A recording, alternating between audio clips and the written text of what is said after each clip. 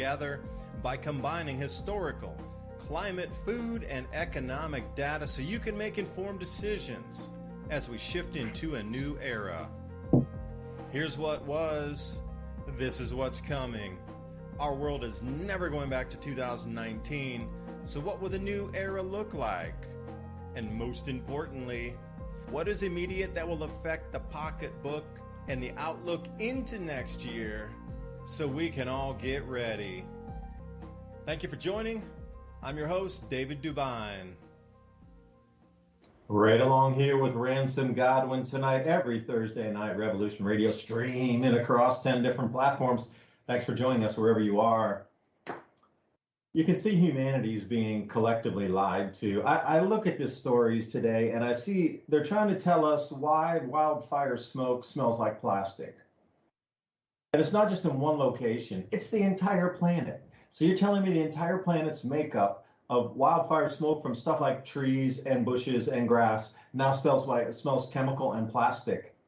Really? What are they trying to feed us collectively on this type of story? It makes no sense.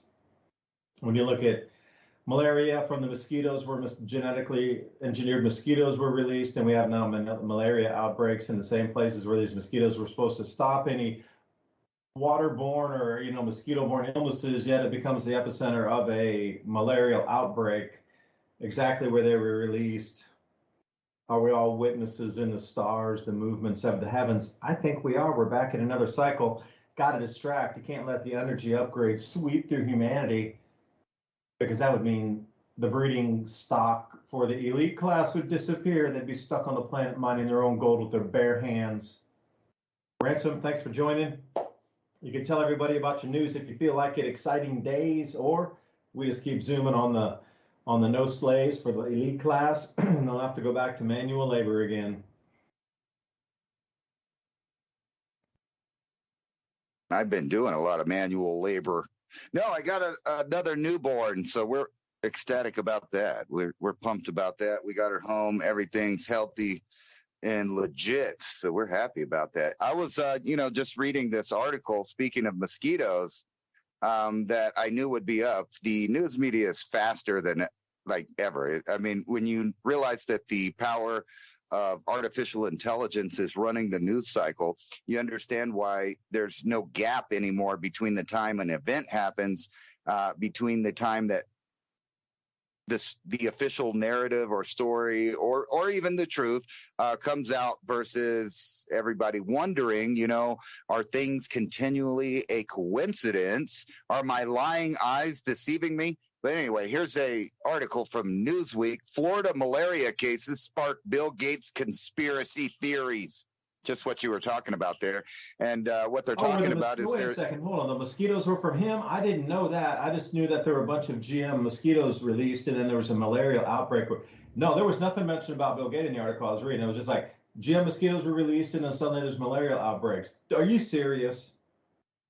Yeah, right. Yeah. That is quite coincidental, isn't it? But this looks like more like a hit piece against Luke Radowski directly there, because he tweeted a tweet out which basically said the same thing. So let me get this straight. Coincidentally, Gates releasing GMO mosquitoes in Florida and Texas, and now for the first time, Florida and Texas in 20 years are having malaria from mosquitoes. But don't go down that. Don't worry. There's readers added context to it, that some people might think. And the readers were the CDC because, the CDC has already looked over this idea. So I want to put everybody's fears and nerves to rest. We don't want any conspiracy theories getting out of here. Anyway, the tweet was cited by the CDC and Environmental Protection Agency, which has already evaluated the potential risk of releasing GM genetically modified mosquitoes into communities. And they determined, don't worry about it, they determined there's no risk to people, animals, or the environment. So you can not worry about that. Don't worry. It's just another one of a long line of awkward coincidences, I hope that, this doesn't turn out like the last kind of thing that we saw where, now it's common knowledge and news headlines that indeed the first victims of the last little medical marvel that went around the world. We're indeed the people that just happen to be studying that exact thing. And then, so don't worry about it. Just put your mind to rest, and don't worry about all these fires everywhere. I'm sure that's just climate change. Climate change is real bad this year. I've been really worried about it, and I saw a protester, from a few years back, and she might have been right. We're going to have to eat the babies to survive. I mean, because it's looking pretty bad with all this man-made normal temperatures that they're about to convince you that these are the first heat waves ever to go anywhere in the world. Actually, we just went through the heat phase, the one that they're really talking about on the news right now. Here's the heat map, and you can see down in New Orleans, it's like 108, 111 around there in Louisiana with the humidity. So they're saying, wow, these are record temperatures. They match another temperature that we had a few years ago, tying it. So it's not really a record breaker like they're saying. And actually here in New Mexico, we were 2 or 3 degrees cooler than normal. Even though we were having 105 degrees, it normally gets up a little more than that on average in June. So we're having hot days and cool days, but they are going to hammer you now with the weather. Living near green spaces could add 2 to 2.5 years to your life, new research finds. I don't know if that has anything to do with this massive amounts of wildfires. And seemingly it looks like mostly Canada. I mean, you can see here on this map in the United States, there's some little fires everywhere, which is quite common, actually. If there's fires here and there. And if you remember, we had a whole, summer of fires here in the U.S. just a year or two ago. If you remember that dominated the headlines before the new medical procedure went around the world. And so what do you think about that? Do you think that coincidences are just because, so many people are paying attention now that they find coincidences like those mosquitoes, which is weird because I've been having a Mandela effect with that, because I could have swore that, 10 years ago, I read the same article about said mosquitoes being gene edited and a certain number of them being released in Florida. It's like a Mandela, because I swear that these are repeating headlines. And then when you go look through the memory hole, which, by the way, may be disappearing due to quantum computers, and we can get into that later. The internet is basically a thing of the past now. It's kind of like dial-up. The dial-up internet was to, Ethernet. Like the cable coming to your house and giving you high-speed internet with the broadband. And then now we're, skip to the future, and there's an entire net of satellites surrounding the entire world. And what is, quote, unquote, the world that will not have any dead zones. In other words, any, chips or technology that you might be thinking about in connection with your social credit score or tracking and tracing every last human on Earth, there's not a spot you can go where they can't see you there. So it's kind of bizarre how all these fires, are breaking out, and nobody seems to know exactly why the fires break out where they do. I mean, because we have sophisticated technology these days where we can look at lightning activity and tell, was there 30 or 40 strikes in that area where the forest fire started, or was there just, 30 or 40 cell phones in that area? I mean, these are things that we could find out easily. So it's a wonder why there's so many mysteries and why the public has to reach for conspiracy theories. Not saying that the conspiracies that they're theorizing about are not true, because, most conspiracy theories are only conspiracy facts just a few years later. And here's a news flash for everybody, if they didn't remember it, in the last 2 years. Taking vitamin D supplements are linked to a better chance of avoiding heart attacks. Isn't that amazing? You remember a couple of years ago when the medical professionals were kind of downplaying the use of zinc and vitamins like vitamin D, and everybody's telling you, the sun is going to kill you. It's burning up the earth. I mean, think about all the anti-human facades and fictions that are going on right now to convince people to live the opposite of what the natural human being is. Because if you think about any kind of action that you can do today, like say you wanted to just go live out in the wilderness and you just throw away all your property and everything and you go out there and you start living, there will be some kind of government official to come out and tell you that you can't just walk around naked in the woods and hunt and gather. And, you know, of course, we don't want to do that, but they also tell us that taking things like vitamins and, you know, exercise and stuff is now all stuff that's not really, you know, needed for your health. All you need is a little bit of alteration, just a little bit of alteration. And matter of fact, we live in a day and age that you saw that one guy that wanted to gene alter himself so he could have bigger muscles a few years ago. And he was like the first guy that basically gene therapied himself. And, you know, they were kind of worried about what if his heart grew big and pumped that, you know, got too big for his chest and he had a heart attack because, you know, the heart is muscle. So we're living in a really advanced state of technology with a dumbed down public where we're listening to authoritative sources at lightning speed giving you bad information. Like how many times can you remember, David, that they told you that eggs were bad for you, and then followed by the next couple of years where they said they were good for you, and then the next couple of years after that they were bad for you again? Oh, we're living in square caves. No different. You know, somebody that would find the remnants of our civilization and say, you know, 5,000 years from now, they go, oh, they all lived in square caves. How would our society be remembered? You know, there's really not that much that's of hardiness that would last.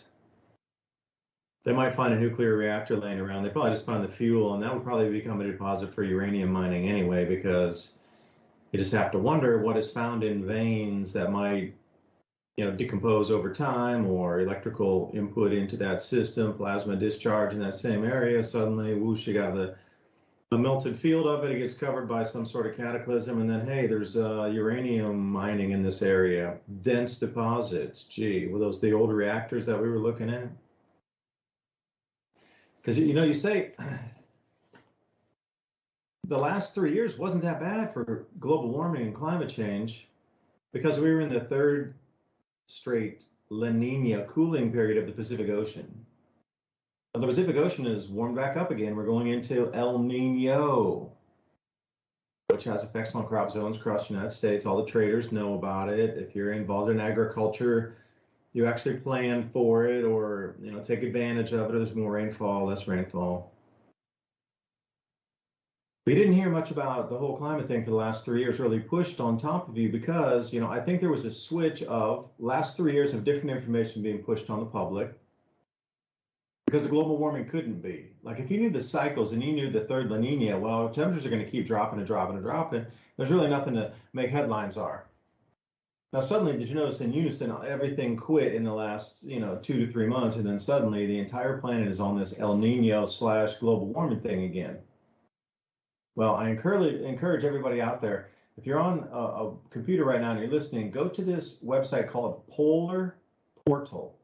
Polar, Polar, Portal, like a portal into polar weather. It's run by the Danish Meteorological Institute. And then take a look at the Greenland ice mass budget, which means how much loss or how much gain. You'd be shocked. It's supposed to be melting on Greenland, but it's still holding and gaining ice in Greenland at the moment. Like, there's some very pronounced anomalies.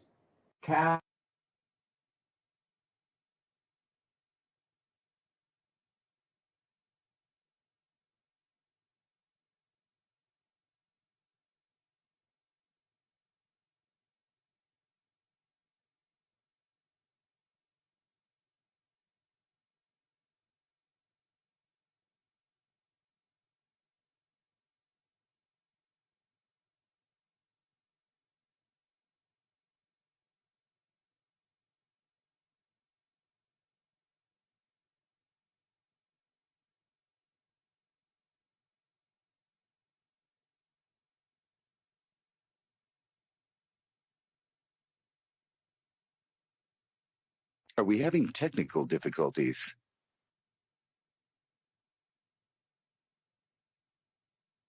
I think we might be. Hey, you guys out there in the chat, did it go dead? Can you hear me? Can you hear me?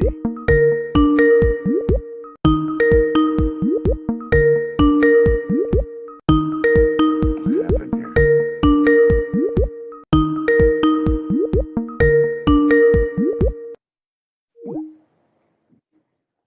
And Ransom, I'll have to add you back in. Yeah, that is my bad. My computer dropped out. We've been having trouble with the internet here. It's on for some time, 4 or 5 hours, and just turn off, and you just need to unplug the cable and put it back in. And then other times, it'll stay on for 12 hours. And then another time, it'll turn off 15 minutes later. It's just really the weirdest thing with this internet and over the last month. But as I was saying, Ransom, is like, you know, you got all these experts telling you. There we are. Yeah, all these experts are saying, oh, it's going to be the warmest year, or not the warmest, but it's going to be the 1,200-year drought in California. Water's never coming back.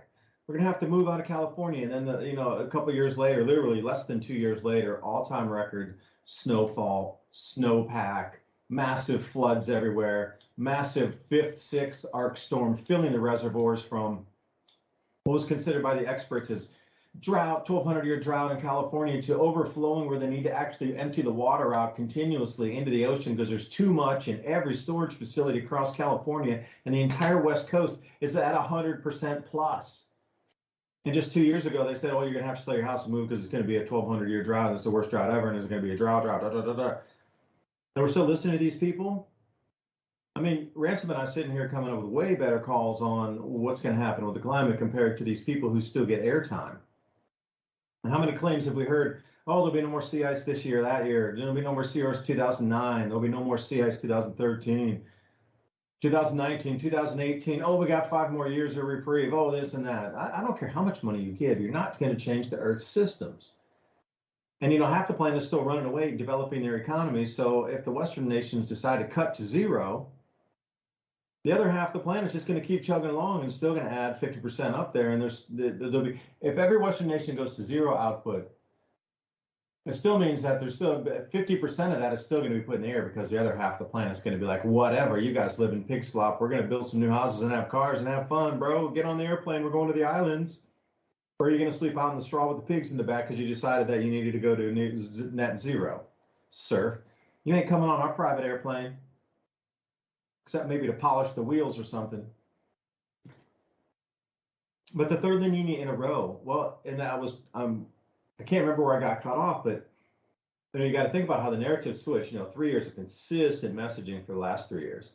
And then suddenly El Nino's back and they knew the temperatures would rise. And anybody who out there is unfamiliar with temperature rises and falls in the thermosphere and our ocean temperatures, you got to go to this site.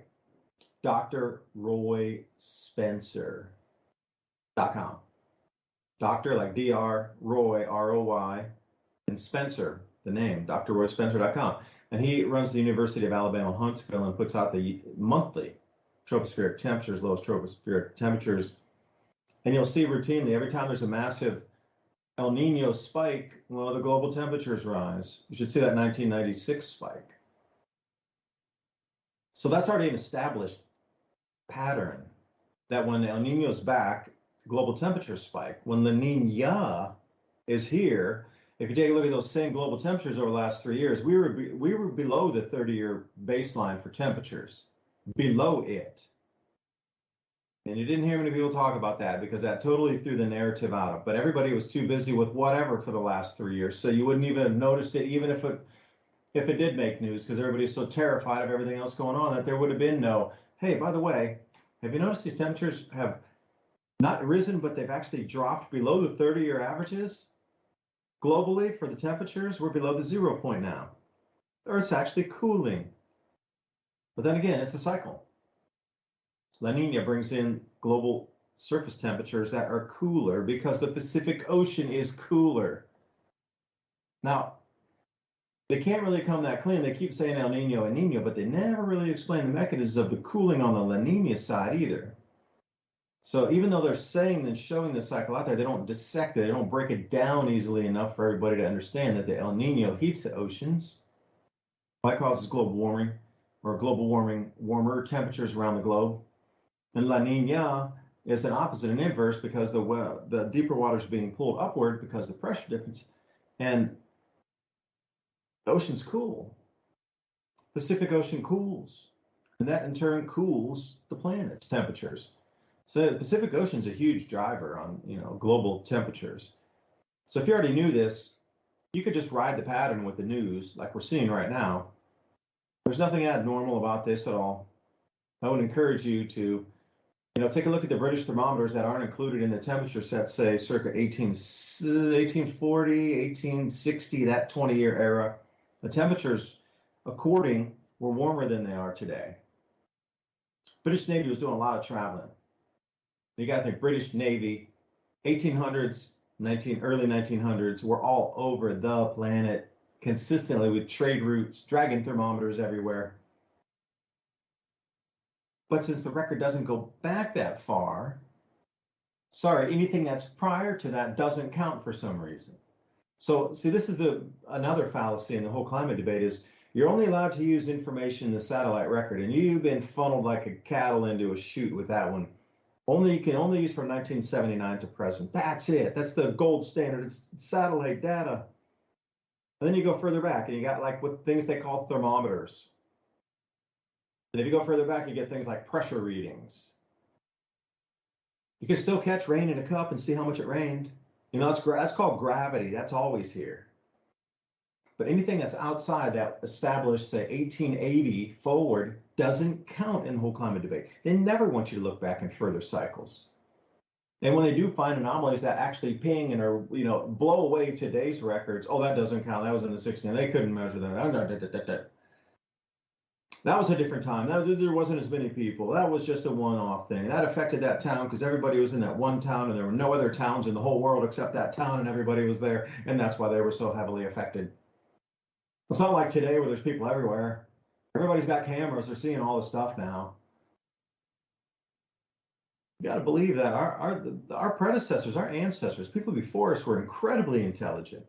And since they didn't have computers to get dumbed down by, they did. They wrote meticulous records. Every household had a diary. Are you kidding me? Every household had a diary. So when obscure things would happen in the 14, 15, 1600s, people would write about it. Even if you had no education, you could draw a pictogram, you could have a book and draw pictures. So when we see this whole thing unfolding today, I'm looking at it saying, all right, what are they trying to hide from? What are they lying to us about? Is more the question. Because it's being bent right now that we are absolutely being lied to. And Ransom, I had my screen up. When you were talking, I got the fire and smoke map from Air Now. That's fire.airnow.gov for those of you in the States that want to look at this one. Fire, FIRE.airnow, AIRnow.gov. And this is the one I actually used to follow the derailment in Ohio, Palestine, Ohio. I do see one area right here that is PM 2.5, and it's Kittanning, Pennsylvania. Sorry if I mispronounced that. Air quality 208 parts per million, which is in the very unhealthy, borderline hazardous. But what we see across the U.S. here, all the way from Grand Rapids, Michigan, over to Philadelphia, it's all in the unhealthy, probably around 178 parts per million, 175 parts per million. But then if you go further up in Canada where the fires actually are, and this fire.airnow.gov does cover Canada also, lots of readings, little yellow things that look like stars are the major fires. But how is the air that's up near the major fires better than the air that's 500 or 1,000 miles south? I just look at some of these things going, whoa, and trying to tell us that the air now smells like plastic because of the sunlight is hitting the smoke and changing it to smell like plastic. I've been around a lot of fires in my life, man. Been around forest fires, been around grass, bush fires, have consistent fires, understand controlled burns in the forest. And you're telling me now suddenly that because the sunlight's striking the smoke that it's turning into a plastic smell. I just can't believe we're being gaslit the entire way. Everything they're saying is the complete opposite of the truth, but to tell us why. What are they trying to harvest out of us? Ransom, I'm not sure, man. Back to you.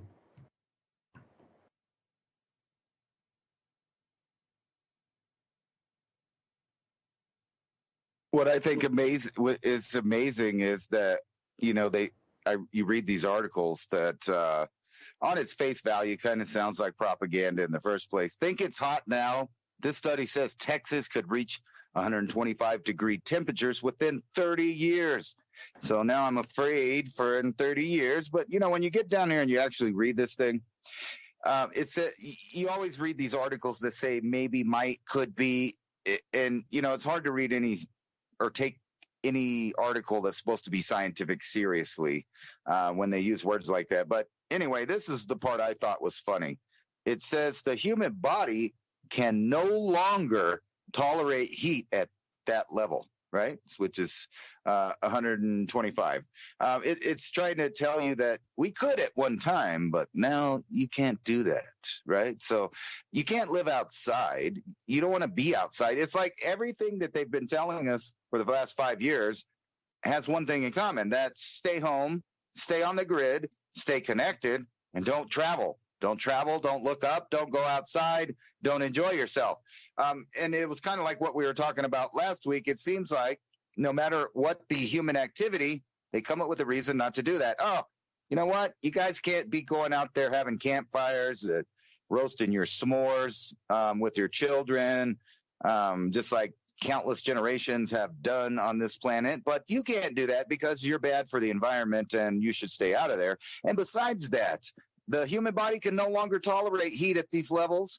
And it's talking about this study that was published back in 2010 that estimated that the wet bulb temperature of 95 degrees Fahrenheit at 100 degrees humidity or 115 degrees at 50% humidity would be the upper limits of safety beyond which the human body can no longer cool itself by evaporating sweat from the surface of the body to maintain a stable body core temperature. Now, there's one problem with that is they're not taking into account that, ancient man, including modern man, would cool off at one point during the day. It's well known that, you know, like when we've had these heat waves in the past, like up in Chicago and stuff, when they had sustained, you know, heat temperatures between 80 and 90 degrees for 2 weeks straight, where the night didn't cool off any cooler than the daytime, you had a lot of elderly people and people without air conditioning, people without fans, die because of the weather. So this is nothing new. And matter of fact, I was, just saying that to my kid like earlier today that I guarantee you that since the heat wave, the so-called heat wave that was basically normal temperatures here in New Mexico, at least, has moved on further to the south. That combined with power outages and tornadoes and et cetera, all things we've warned about, by the way, that you should prepare yourself not for a worldwide disaster or a world-ending event, but there's plenty of crises that can happen locally to you immediately and right now and only affect you in your area. Like, you know, like we've talked about before, power outages from hurricanes, fires. We're starting to get into the territory where that's not enough to keep everyone. And when I say keep everyone in perpetual fear, they use the normal things. That these are normal things. They're going to keep saying that, hurricanes are getting stronger. And we know that that's BS because there's evidence of hurricanes blowing sand all the way up towards the Great Lakes. We know these cycles continue to happen. It gets really hot. It gets really cold. And I already knew that we were going to have a hot summer, but not a too hot of a summer because I'm expecting El Nino to roll in and give us some monsoon on clockwork next month. And then they'll be saying that's climate change because there's a bunch of lightning strikes and a bunch of floods, flash floods in the desert, which are completely normal. And I've seen them my entire life, including the triple-digit temperatures, which they're saying is caused by global warming. And they're really going there. Like this article right here is giving an outlandish idea of a steady temperature of like 125 degrees, which is probably not going to happen. That's temperatures that are reached like if you went to Saudi Arabia in the desert or Qatar or Oman or something like that, way out in the middle of the desert or somewhere in the Sahara Desert. might have temperatures like that sustained for days in a row. But what's going on here in the U.S. is a normal heat wave that happens periodically. And I guarantee you can look at history and see the El Nino years, and you'll see the lightning storms and the monsoon and the supercells all go up Tornado Alley, causing heat waves, power outages, etc. The question is which disaster are you in the middle of? And are you prepared for that disaster? They're going to continue to use these things. But it's funny, like I said, that they said the human body can no longer tolerate it, meaning it did at one time and it can again, meaning if you go outside and you're farming and you're living outside and you're doing normal human activity, you're probably not at risk for some of these ailments that people that stay in a climate controlled bubble connected to the internet and entertainment, or whether they work in an office building, which is millions of people in the city, when reality comes, which is just normal Earth weather, nothing spectacular, no global warming, no man-made climate change, nada, just regular storms, tornadoes, heat waves, droughts, all of that stuff that humankind have lived through millions of years, obviously, to get to this point. The fact is the world hasn't changed. You did. You stopped living as part of the natural environment, and now people can no longer handle the weather. Now, me and myself, I go outside all day when it's hot. We have to go out. I come and cool off, and that's the key to that. If you have a way to cool off, which is meaning like if you have some kind of mister or water or take a shower or any of these things, even if you don't have power and you don't have air conditioning, all you have to do is cool down your body once a day to be able to regulate your body core temperature. And they're not going to tell you that in this article. They're just going to scare you and say it's hot and you're going to die and you need to pay taxes so we could stop this. There's the forest fires are choking us out. You're going to have to put your mask back on. And, by the way, the guy over there in England, he said we might have, bigger lockdowns because of the viruses and whatnot. Such a good Brooklyn accent, Tommy over there. Sheesh. Hey, Ransom, I sent you a link in Skype there that goes to Tropical Tidbits, and it opens you to the 2 meter or the ground temperature anomaly map for temperatures. And as you spin through all the way to July 8th, 9th, 10th, it's just below normal temperatures all through the central grow belt and the grain growing areas of America. There's no heat wave there. It's some 10 to 15 degrees Fahrenheit cooler if you take a look at the maps. So everywhere we look, it is a moment of perception. I gave a talk last year saying that in conjunction with the Hunga Tonga eruption, that this year with the ozone depletion, and at that time it was unknown that we didn't know Shivalusha was going to erupt up to 78,000 feet just a few months back. Now we got the wildfires adding into all this other, sky detritus, for a better term, smoke, ash, sulfur dioxide, different chemicals within the makeup of the skies. There's only some places that are going to get warm. A lot of places are going to remain cooler because of direct sunlight blocking. Now you have people coming out directly talking about geoengineering to say we need to block the sun even further. Look, it's working in some places.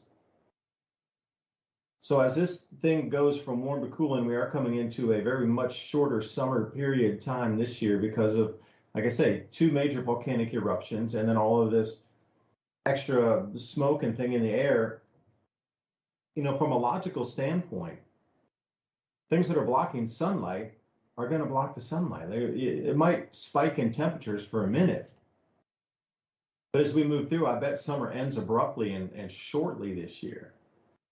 I mean, where we are in East Tennessee, finally, we just got into some warm days here. It's already almost into July. That's a month late from last year, or more. I hear a lot of people talking about it. With the onset, it took a long time, but now that it's here, you pounce it on. And this is what I don't like either. When you're looking at these heat maps, do not let them fool you by showing you the heat index. Because I saw this map the other day and it showed 110 in Knoxville, Tennessee. And I was like, bro, it's never, it might have been 108 as some extreme one-day thing for an hour somewhere along in the last 130 years. But when I saw 110 in Knoxville, I'm like, no, that's impossible. And it was the real feel heat index. So they keep trying to push this real feel heat index more and more. Like, remember, they used to use wind chill, and they only really use that during blizzards because it'll make it seem cooler than, so they can't have you putting that together. So they'll always just show you the regular temperatures in in the wintertime. There'll never be the wind chill index is the main thing. Like, generally, they'll just put the temperature up and say it'll be, 27 degrees tomorrow. But if it was like they're doing now, they say, no, I actually feel like 3 degrees Fahrenheit because the wind. But they would start with, it's going to be 3 degrees Fahrenheit tomorrow with the wind. Real feel. Oh, by the way, it's only going to be this temperature, plus the real feel makes it feel like that, like you just explained with humidity. So do not fall for those images. They're doing the news backwards now. Like, before, they would tell you the temperature, and then they say because of the heat index, because of the wind chill, it'll be actually feel like this temperature. Now they're doing the inverse. I've noticed it again this year. They're doing it. It's the first year I've really, really, really, really noticed it, that it's on every news broadcast going first. They'll do the heat index first. And then secondly, then they'll explain the real temperatures and what they did with the heat index to get you to those numbers. But if you only watch that for like 5 seconds and, oh, I got too busy, the kids over there, I got to wash the dishes. What's the weather going to be like tomorrow? Oh, it's going to be 110 in Knoxville, Tennessee. And then you see somebody a week later and they're like, no, and you go, no, it was 110 in Knoxville. What are you talking about? This is exactly how they're doing it in the news right now. Very sneaky. The portrayal of a heat temperature, of a heat index versus a real temperature, at what point does it stop? Because I can't believe, now that's a forecast for me. By the way, I'll rerun that for a forecast here. This summer, yes, it's going to be warmer. We got the El Nino coming in super heavy, and we just came off of 3 La Ninas. So the El Nino, generally after that prolonged La Nina, it's going to spike faster and warmer faster. But it'll plateau eventually. But it's just the onset's really rapid because it was so cold that it just goes instant heat, whoosh, versus more of a transition zone where it slowly warms into. Because it was just kind of busting to the gut, waiting when the pressure differences hit, whoosh, that water is just ready to warm up. So my prediction is, for the rest of the year here, yes, the summer's going to be warm in some places, but other places will experience record cold, snows, blocked out sunlight, a lot of blight on the crops, a lot of opaque skies, a lot of weirdness in the temperatures, and things that just don't make sense, like the dew point and the humidity. It might start dewing in the middle of the day, and just like really unusual things where moisture will come out of the skies and cover things just based on pressure or temperature differences, but not at the rate it does now. Like, the middle of the day, and then, wait 12 hours later, or 14 hours in the middle of the night, yeah, you can see some dew forms on the grass. I'm talking about like 2 hours before sunset, and the minute before sunset, your entire yard is like, glistening, and even you're covered in water, kind of crazy things where every square centimeter of things is drenched from the difference in temperatures and this humidity point. But the summer is going to be shorter this year. The onset took longer, which was expected because of the Hunga Tonga eruption, and now the Shiveluche eruption, and now the smoke. Look at Greenland. Greenland's a perfect example. It is not melting the ice right now, but you won't hear that on any mainstream news. The summer's going to stop abruptly, and it's going to be an early onset into fall. Northern Hemisphere. And the thing about the Southern Hemisphere, it is going to extend forever for them to try to come out of the winter this year. And while they're trying to really extend to get out of the winter, we're going to go into a very abrupt, very quick fall period into cooling temperatures immediately.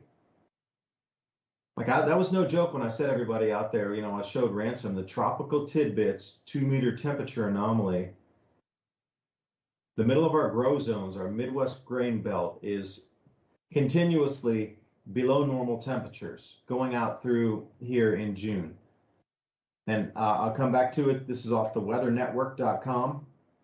No, there's not a pile of tires on fire nearby. The smell of burning chemical plastics and rubber is from the wildfires. So really, what's happening with this? And, I come down and, oh, here it is. I'll read it for you word for word because you can't see me. The power of the sun Ultraviolet radiation, UV radiation from the sun does more than just give us sunburns. It can interact with compounds already in the atmosphere and create new compounds. Like I'm a pretty intelligent reader and I know a little about science. Why don't you name a couple of them? Like chlorine oxide, bromine oxide. No, I'm not sure what happened with the O3 ozone. Oh, wait, to tell you, for example, ozone at the surface level, smog is caused by air pollutants such as nitrous oxide gases being broken up by UV radiation. The extra oxygen molecule then joins up with two free oxygen. Well, they mean O2.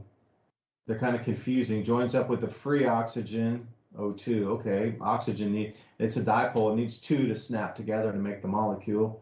You can't have one oxygen running around. It's kind of rare to see that. I mean, it happens in chemical processes or whatever, but this is also why the smog is the most common in urban populations just after rush hour on sunny days. The vehicle exhaust, here it is. I thought we were talking about forest fires, and here they are telling you vehicle exhaust is the problem with the UV interaction in a city full of smog. Like, where's the transition point of this? They're just this huge satellite goes, visible satellite showing you from Chicago to Toronto all the way to the East Coast, just blanketed in smoke. And then recently, it transitions from the power of the sun explaining smoke into you're creating the pollution in a city, you bad human. Like, how do they even get away with this? Unbelievable. And it's such this is the kind of journalism that's out there now. Everything swings you back into pollution, global warming, CO2, cars are bad, people are bad, houses are bad, everything's bad. Your marshmallow roasting on 4th of July is bad. The making it cooler of the plastics that you're having your drinks in is bad. Everything's bad. It's your fault. Special air quality statement. Everything's going to smell acrid and like smoke because that's just the way it is, and it's because of the sun, dude. But they did tell some truth with that. The ozone depletion event. Well, they didn't really talk about UVB radiation striking the ground because of ozone depletion. But they do say there's an increased amount of ultraviolet radiation coming down, but they don't explain how or what. So it's kind of I guess, interpret it as your own. Because whoever wrote this is probably at 8th grade education.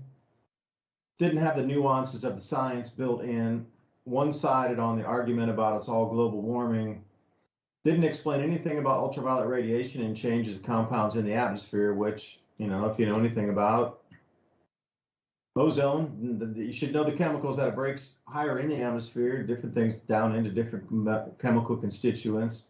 Doesn't talk about levels of the atmosphere, doesn't talk about 2-meter ground level, doesn't talk about, 500 millibar heights, or it doesn't tell anything about which layer of the atmosphere we're in. It's just it's such a generic, super simpleton reading article. Like I said, 8th grader probably put this one together here.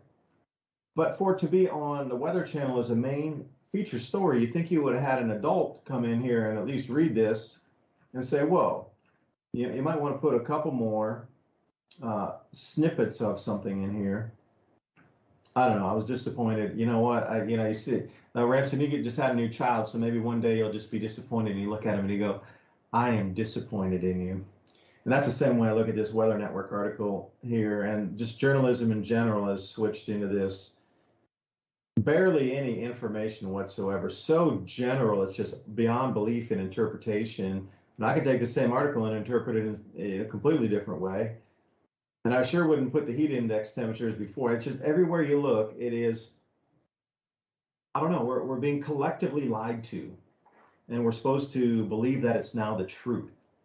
And Ransom, I know you have a book or two that you'll throw as an example of lies or truth and truth or lies. But what is that smoke smell from, man? Maybe it's from all the trash that, everybody left out in the forest. And that's why you can't go out there. And actually, if you look at where those areas are at, man, those are places, most of those fires don't seem to be around any people. That's the least populated area in Canada up there. Yeah, it is so remote. I looked at the maps a few times. and they're in like the 100,000 lakes areas. Like there's no roads, man. You can't even get, you'd have to portage anything to the next. It's super remote out there. I mean, super remote. Well, I've smelled a lot of forest fires. I mean, I live right next to a chunk of the Rocky Mountains with big pine forests. And matter of fact, there's a fire up there right now. We've been watching the with the Chinooks and some of the other firefighter planes and helicopters carrying water up to the mountain to drop it off.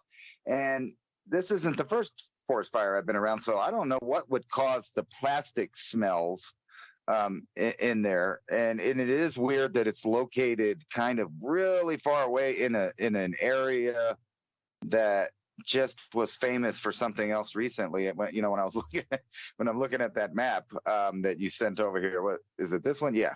So all the fires are up here, and let me let the audience look. And there's a key thing that you said a second ago that they keep using the index because they like to play off feelings. We're no longer in the reality phase of civilization. We have to treat people how they feel. It doesn't matter what reality is. If you believe it and you feel it and you identify, that's how come words are violence now and things like that. So if you feel like it's 115 degrees, it really is, even though it's only 99 degrees. And it's really funny when you look across the map, most of these temperatures are nothing that I haven't seen before on the temperature maps in those areas in the middle, the beginning of summer. It gets hot and muggy in the south. I hate to tell you, it's been doing that forever. It's summertime. Jeez. Right? To the world, it's summer. Yeah, well, everybody's acting like it's a big deal here, but all you have to do is look at the historical data of the temperatures, and you would see that, this is the hottest part of the year here, and it does that every time. About the 4th of July, we get monsoon or we don't, all depending on the cycle. But then we get like a month of rain, and we could have 100 degrees in the day and 60 degrees at night because it cooled off from the monsoon.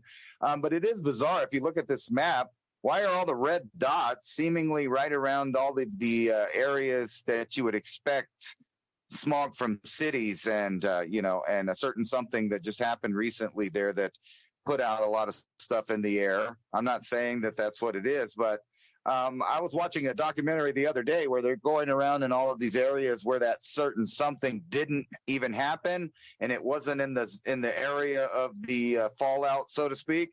And they're finding, like in the radiators and the air filters of the cars and everything, these dioxin compounds that are coming from somewhere. Maybe it's coming from all the forest fires. But isn't it weird how, I was using an example of last year. We had one of the worst forest fires in New Mexico, and they listed, I don't know how many articles I read that said it was climate change that caused it, even though I know for a fact that the Forest Service was burning leaves and their controlled burn got out of control. But, that's because of climate change made their controlled burn get out of control or something like that.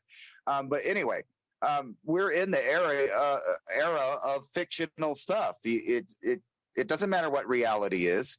If people feel like their president's a good president, it doesn't matter that he gets caught doing all kinds of illegal stuff. I mean, think about the clown show that's going on right now in the political arena, and then ask yourself, do I really believe these people when they talk on other topics? So if I'm watching media and they're completely ignoring the fact that, the president of the United States is pretty much busted, paying for play and, with enemies of the United States, no less.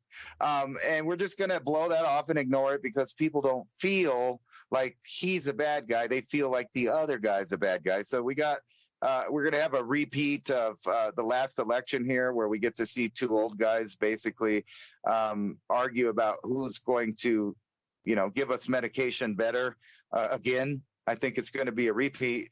And what's going on right now is just a bunch of humongous distraction to keep you from paying attention that basically we're in a banana republic now. All the signs are there of a communist takeover and a financial collapse.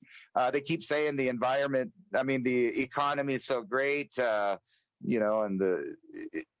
just about everything that the administration or the authoritative sources at this point are telling you, if you just look into it yourself, you'll find out that's the exact opposite of what's going on.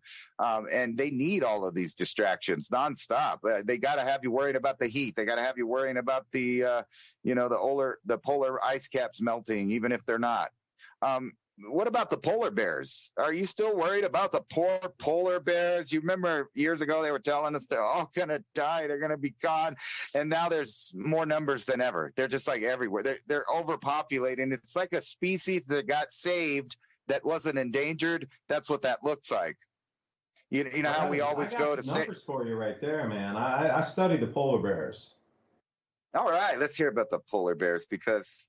In the 1970s, there were 5,000 polar bears, and everybody's like, the polar bears are going to go extinct. They're going to go extinct. Baby harp seal, same time. Okay.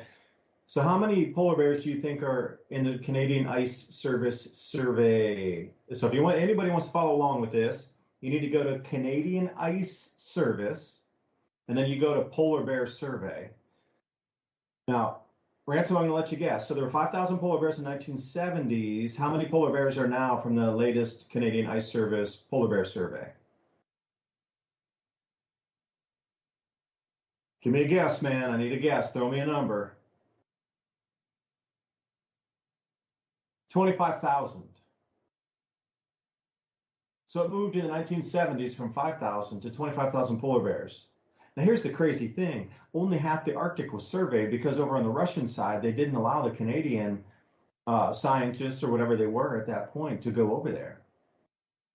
So the Canadian Ice Service itself only encompasses half of the Arctic on its survey. So what's on the other 50% over there? Even if you add another count communist Russian back. Yeah, like how many do you think in Russia? Obviously, there's got to be some. So if we have 25,000 polar bears just on the, this half of the Arctic, what's on the other half? So them babbling about the polar bears, I got in an argument with a guy with a PhD, and then as soon as he knew, I knew, and then he was like, oh, let's just not talk about that, No, let's keep talking about that. What about that ice up on Greenland? By the way, I'll look for that link. I sent you a link to Polar Portal with the Greenland ice mass budget, so you can just pop that up there on the screen and let people see that blue line is the gain of ice in the melt season where it should be melting. It should be below the black line. We should have almost no ice on Greenland. We all should have drowned already. Do I sound a little facetious and kind of like, oh, not again, not another summer of garbage. Another summer of garbage headlines. You can't count Russian bear as polar bear. They're communist bear. Yeah. Wonder if Russian polar bears drink vodka. Like how many polar bears have broken into somebody's house or a warehouse or whatever and drank all the vodka in there? That would be definitely a Russian polar bear thing. It's like cocaine bear, but for Russia. Oh man, no, that'd be dangerous, man. If a bear got into a kilo or something and sniffed all that up, oh, can you imagine like a big, huge Kodiak bear running around? Oh, that'd be terrifying. Grizzly bear on a kilo. Oh man. No, really. Have you not seen that? That's one of the movies my kid made me watch. There's a movie out right now, Cocaine Bear. It's about exactly what you think it's about. Yeah, here's this map though, the Polar Portal. I had this earlier. So what are we looking at here? You got the red and the blue dots here and the little circles. Is that the movement of the ice that we're looking at? No, the red and the blue of the dots on the map there, that just shows you how much gain or loss there is. So it should be right at, the dots are just specific measuring stations. So here's the thing again, since y'all are looking at that map, you have to realize wherever you see a black circle, that's where a weather station is. And that's what they use, those combined weather stations, to give you the temperatures. Now, for me, I look at that and go, there's a lot of uncovered area on that map there. So the dark black circles are a weather station. And you can look at it, just hover over it, and it'll show you what the temperature is and whatnot. So I'm hovering over the one, obviously no data where the biggest snow gain is. Imagine that. So back on the biggest snow gain, kind of around 3 o'clock position, halfway up in the middle of Greenland there, it says 7.2 degrees Celsius below zero. So we're down into the 20s still. And then, everywhere you look across. But I was mainly focused on the bottom of the chart there where it says mass gain. You're looking for that blue line in the gray chart. Just go below the island picture there. And when you see the blue line, that's the gain of ice. So you can see how long it's already extended into the melt season where it's not even below into the averages on the 30-year average to getting close to that melt yet. We are so far above that. Like if that was the inverse, if that was a melt going below that line, this would be a front page headline on how global warming is affecting Greenland. But because we're like 6 sigma over ice gains above the averages, you won't hear a peep about this. Until we come back to the second hour, thank you for joining us. David DuByne, Ransom Godwin, your time is valuable. We appreciate it. Please join us for the second hour. Share with your family, friends, and get them all involved in the conversation. Back in a couple minutes. Listen Part to 2 Revolution of the Radio, show. freedomslips.com, and we'll be right back after this message.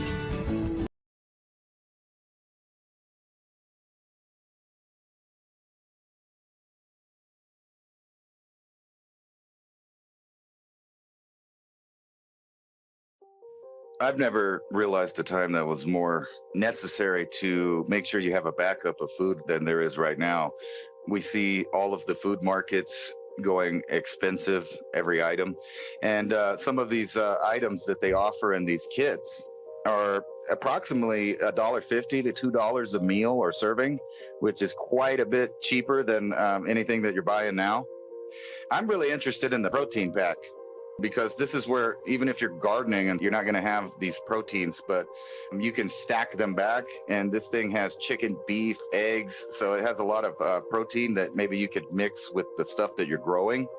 I'm really thinking that this summer is going to be starting all of the hard times as far as it is for people with food. So I think this, beyond any other time that you've thought about buying storable foods, is probably the occasion to give yourself some insurance so that when hard times come and the trucks stop coming, you have a backup plan. At least you have nutrition to get you by. And some other people are not going to be doing that. They're going to be having difficulties and maybe even finding themselves in aggressive situations with hundreds of other people trying to get supplies that are no longer there. And these kits have everything. Fruit, you got the meat. It's all stuff that you're going to need to survive. The insurance that people need right now, I just don't think there's ever been a comparable time other than maybe when, we had soup kitchens in the 20s and right again in the 40s when things were becoming thin again. And we're in that time now. And when you start looking at world events, you can see that the food supply is going to be tied up with multiple different events around the globe. And you don't have to worry about those things if you have this taken care of. You can get 6 weeks, you can get months, depending on the size of your family. This is definitely insurance for survival, because other people are going to be fighting over the scraps that are left at the store, and you don't have to do that. Yeah, you mentioned something there, the seeds as well, to be able to grow some of your own food in addition to having stored foods.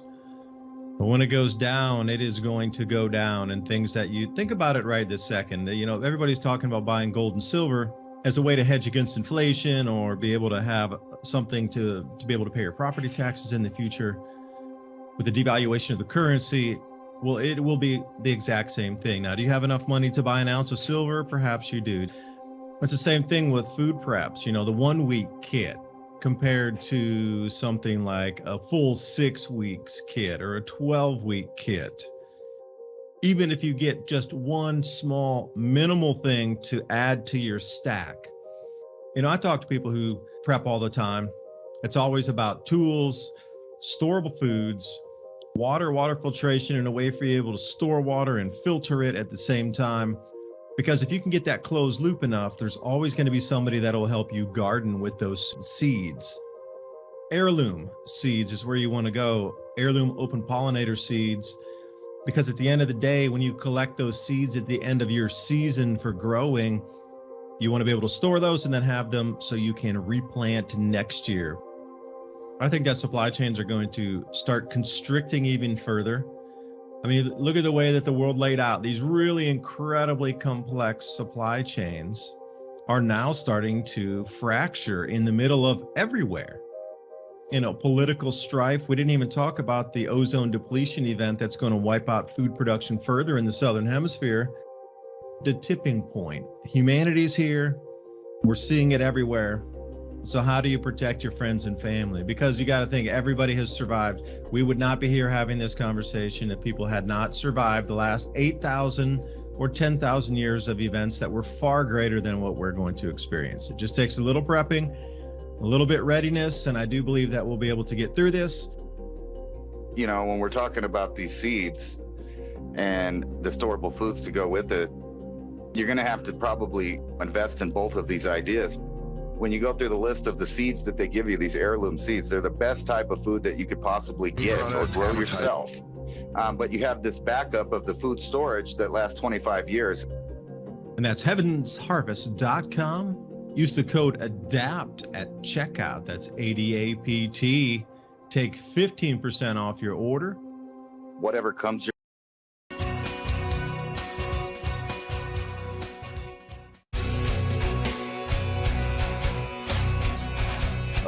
Thanks for listening while we took that short break here at Revolution Radio, freedomslips.com. And now we're going to get back to your host.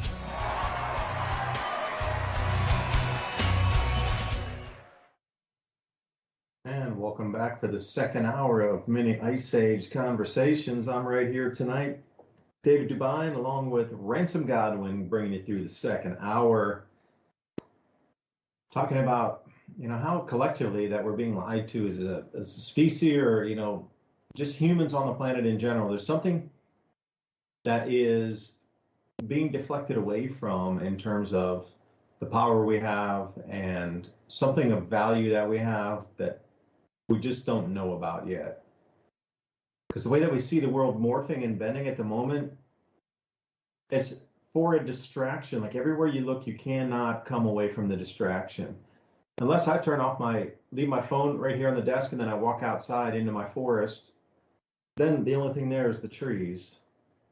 And really everything else disappears. There's nothing else. Into the garden, there's no something going on over halfway across the world and this, that, and the other. It's just me and the plants. So it is a collective thing to bend the mind, because if you drop your device and you literally walk away from it and you go into a place of nature, that doesn't exist anymore. It really doesn't. I find that fascinating, being able to step in between these two worlds. And why is this world being structured for us so we don't see something? That's what the structure is all about, is to keep us deflected from seeing something. And I don't mean, you know, seeing the truth and something so vague like this, but I really mean seeing something. Seeing objects, seeing something with your own eyes, that you look at it, you view it, but the media tells you you're seeing or observing or having a sense experience of something else that's not really what your senses are seeing or hearing or smelling or tasting or touching, that your own body is lying to you. That the media is collectively telling you, no, even though your body tells you this one thing, your senses that you've grown up with your whole life from whatever age, even up to 100, those are not telling you the truth anymore. Your body, your senses, they're deceiving you. Only we will tell you now what to believe. So even if you see it with your eyes, they will tell you with a straight face to disbelieve what you saw with your own eyes, or what you smelled with your own nostrils. This is the most amazing thing, to watch this transformation on the bending of information too, to portray it in a certain way so that will stick with you in terms of on the frontal lobes, that you're going to jump back in and defend the system. Oh yes, it was 110 degrees in Knoxville this last week, and look, it was on the news. Sorry, that was the heat index. You know, these kind of things that are going to get built in. So Revolution Radio, thank you for letting us speak about it tonight. You know, getting touchy. I was demonetized on another set of videos over from my regular Adapt 2030 YouTube channel, talking about the Canadian forest fires. And this was from an insurance agent, a friend of mine who's a reinsurance. When I never really get too deep in it, and he doesn't talk too much about it. It's just determining insurance risk for areas. And he was saying that there are areas in Canada that are being right now determined and coordinated, literally with coordinates, like this, from this area here, from whatever north to this many degrees west, are going to be off limits for insurers to reinsure properties. And when you do that, you're going to have your banknote pulled on your home, because if you can't insure your home, then you're not going to be able to hold the mortgage, and you defaulted on it because you didn't have insurance. That's part of your mortgage the way it is. So, I got that from the horse's mouth, that they're already talking about fire risk zones and non-insurance up in Canada, and those same areas of like the 10,000 lakes area, 100,000 lakes, really remote. You can see it now. To sound a little bizarre, the reason that you would think that there's so many lakes up there, glaciers were there. And if you believe that a comet slammed into the ice sheet right there and formed Hudson Bay, and that's what the Younger Dryas impact was all about, was that comet slamming into that glacier with such impact that it penetrated 2 miles deep and scoured out Hudson Bay. That was the impact crater. Luckily, it landed on an ice sheet first, And those giant Carolina bays that nobody could explain, there was never an impactor. That was the ice that got fragmented off and flew some several thousand miles south and landed in North Carolina, all in the same direction, boom, boom, boom, boom, boom, and it left all those, what they call the Carolina bays. But then very close to there, can you imagine the impact and the shocks? That would crack the crust. Why do you think there's so many lakes there? Go south and go to the west, and you'll see like endless amounts of lakes off of Hudson Bay. Now, why is that? Well, if you go further back in the past, these cataclysms that we've seen just even so recently as 12,000 years ago pale in comparison to anything that a human could do on this planet, in terms of putting a gas into the air to drive changing temperatures. Are you kidding me? And the 8.2K year event also, some say 8.1 and some say 8.2. It's within a 100-year variation. The temperature dropped some globally 10 degrees Fahrenheit, 8 to 10 degrees Fahrenheit, global temperature drop. Wiped out the population at the time because they couldn't cope fast enough. But they changed agriculture and they couldn't feed themselves. Full-on society and population collapse. 8.2K year event is mainly the one I go with. Some, like I say, some is between 8,100 and 8,200 years before present, somewhere around in that 50-year mark, like 8,150, if you want to be exact, somewhere around there. Very much similar to our 535, 536 AD, which Ransom references all the time. But what is inbound right now, or what is happening that, like I say, this whole, every time you turn on a publication, is to distract you away from seeing something that's truly in front of you, or you're observing something that's truly in front of you, but that the powers that are, in control of the media across the planet don't want you to see it. Or if you do see it, they don't want you to believe you saw it. I don't know, maybe I'm rambling. It's getting late in the night, Ransom. I'm not sure, man. You read my mind better than most during these conversations.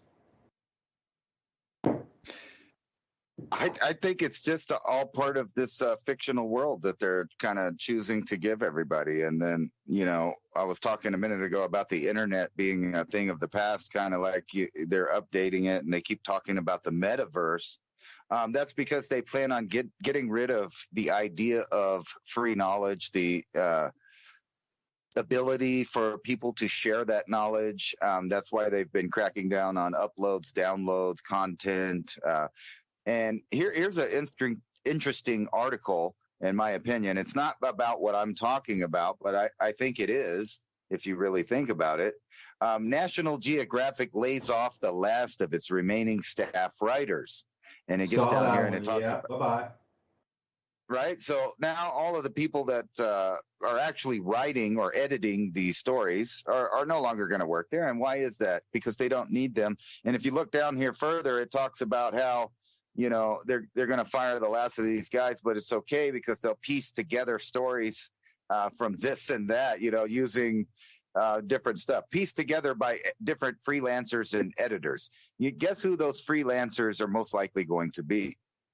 AI, Chat GPT are going to be writing these things. So, me and you probably got used to in our youth reading a National Geographic, and they're showing a famous one right there.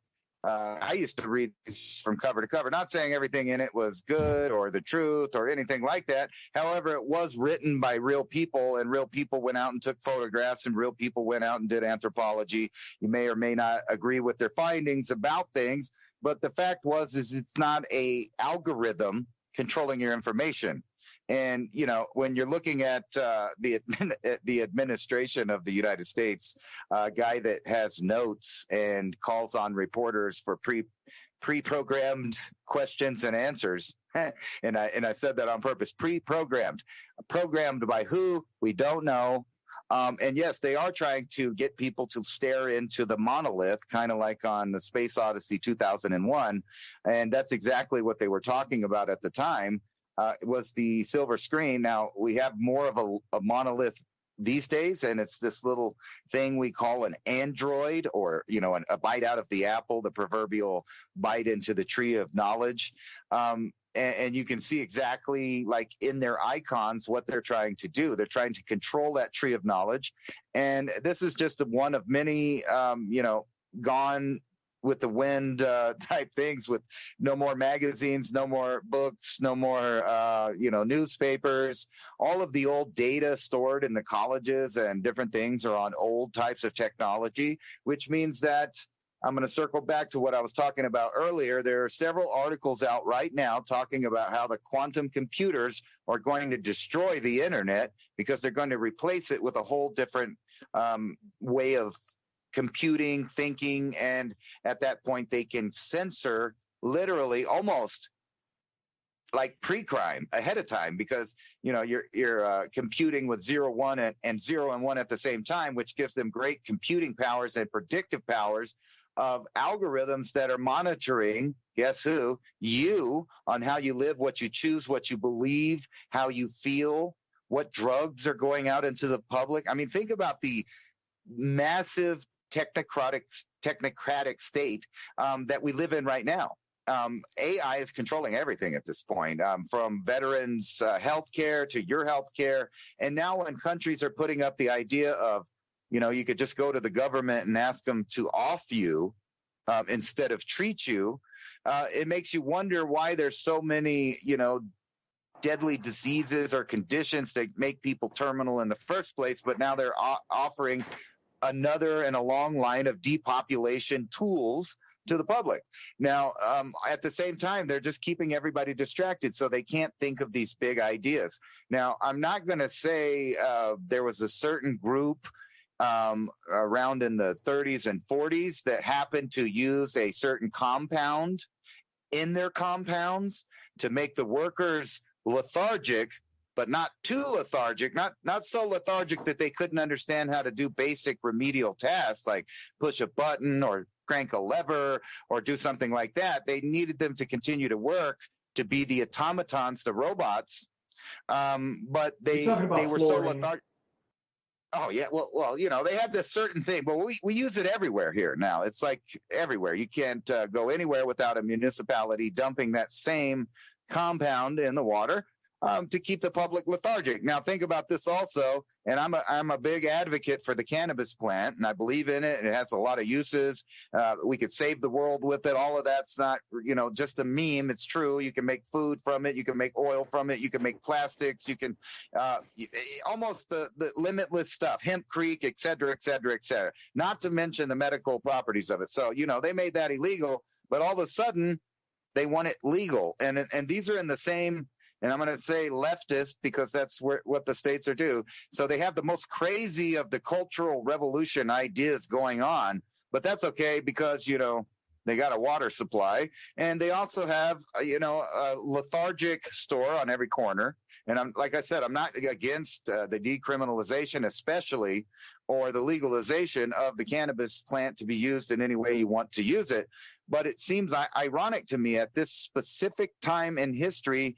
It seems like it's spreading like wildfire. Like, so for example, I live in the Southwest in New Mexico. And when I was growing up, that was considered like a big time criminal thing. I mean, they would, if they smelled something in your car, they would yank you out. You'd be on your nipples on the sidewalk.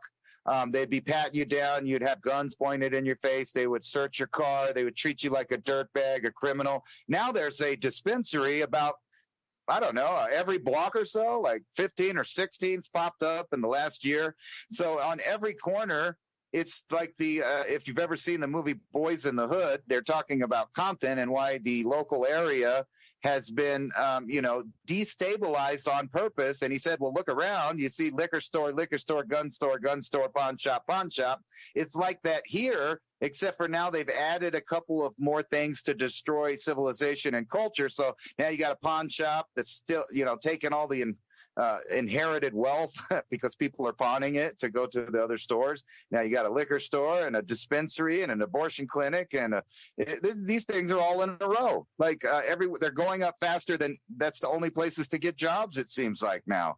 So why would they want at a specific time in history? And you're talking about pointing out how many lies are in each topic that you could get into, whether it's the climate, whether it's the government, whether it's healthcare, whether it's the sciences of different kinds, i.e. medical science, DNA, the history of mankind, where it came from.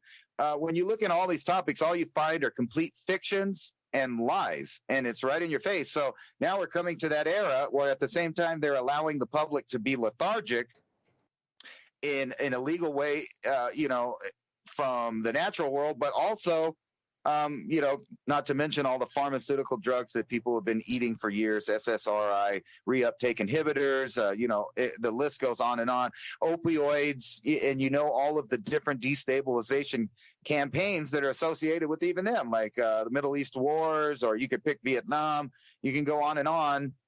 These are all set up and they're all coming into a culmination, a singularity of right now, where they're changing the human being from a bright, conscious, intelligent, entity that has ingenuity into a lethargic person that's uneducated, dumbed down, malnourished, and we can't even talk about the real scientific things that are happening because we'll get in trouble for it. But needless to say, is the entire genome is being replaced and cataloged and controlled, patented, copyrighted. And at the same time, every facet of the human domain is headed to one outcome, and that's the depopulation and the extinction of the Homo sapiens sapien, to be replaced by a created, designed, lethargic worker bee transhuman cyborg, if you want to call it that, because at some point you can see that totalitarian governments in the future will not ask for your permission to change your DNA with gene therapy, and they will not ask your permission to chip you, track you, trace you, and not to mention control what you think. And, it was science fiction movies up until this point, but with what's been going on in China as an example, you can see where the rest of the world is going. And it's hard for me to see that we're going to have a great war with China for any other purpose than a kinetic men against men depopulation war, because it would be pointless to their plan to just, go in a super hot war and nuke everything. But they could nuke a few cities just to instill the fear and power of their new programs in the Great Reset. And if you recently saw Klaus Schwab speaking, he praises the Chinese Communist Party for their totalitarian ways and how they kept, a controlled society, and how he's one of many. You can pick George Soros or what's his name, Kissinger, that's been in politics, forever. I think he's a robot in a rubber suit. But, regardless of that, all kidding aside there, he's been saying that ever since that him and Nixon opened up China to the West, that this was the plan to turn the world into a communist capitalist society. And now when you realize the technological implications of what's going on around you, from gene editing to complete digital control of every media source, image, sound, and the fact that they can manipulate all of them, including fake sound, fake visuals. You cannot even believe what you see on the news at this point. Deep fake and algorithm AI learning machines and fake everything, fake articles, fake stories, fake images. Just think about how many times they've showed you a computer generated image of a black hole when they haven't even proved the idea of the black hole and still don't even know what the object is, because the black hole is still just a mathematical concept that they came up with. Now, there's something there, and it seems to be a giant plasma gravity, ball that's out there, kind of the next evolution of a star. But it seems not to be a hole, but yet they keep pushing that idea. And you find this in every arena of education, from the origins of man, like I said, to climatology. I mean, they make up stuff constantly. They give you a narrative. They don't include most of the information. So, that term lying by omission, that could sum up the entire educational and media empire that's running the human mind at this point. Yeah, that'll be the future, Ransom. I really do believe it'll be the future. Is they'll have to have a human validator. But that's the scare. That's where it gets into the strangeness, because you'll have to have a human next to you to validate that you as a human created human-made content. So with all the deepfakes and everything, how do you find a human that's really a human? It could not be, because oh, this is my human validator, look right here, and then you have an interview with them, and then they could have a contingent of 200 people that swear that they knew this person since going to high school with them. But would they all be fake images and fake generated personalities too?